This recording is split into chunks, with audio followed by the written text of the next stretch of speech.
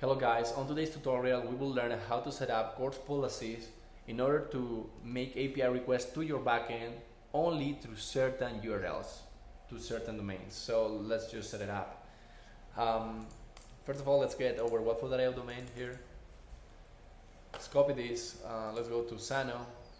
By the way, you will need to set up this for every single group. There is not like a global Corse policy that you can set up here. It makes total sense because you will need granularity in some flows.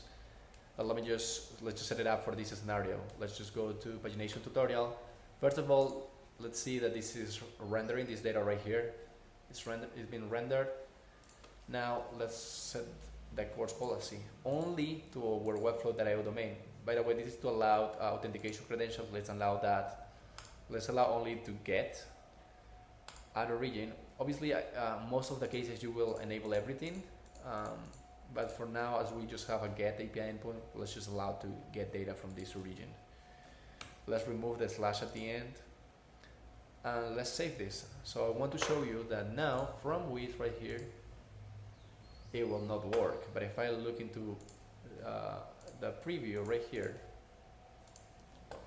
it's working because we are allowing this URL, but we haven't allowed the Wized server to do that request.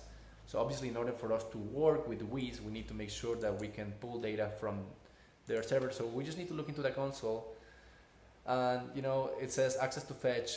We were not able to get data from this API endpoint because this origin has been blocked. So now let's just copy the URL from Wized. Let's add it right here in our course management.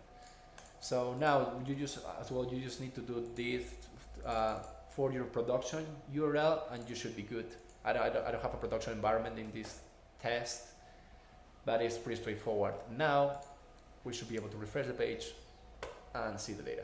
So that's how you set up Corse policies with Webflow, Wized, and Xano. I hope you guys like it.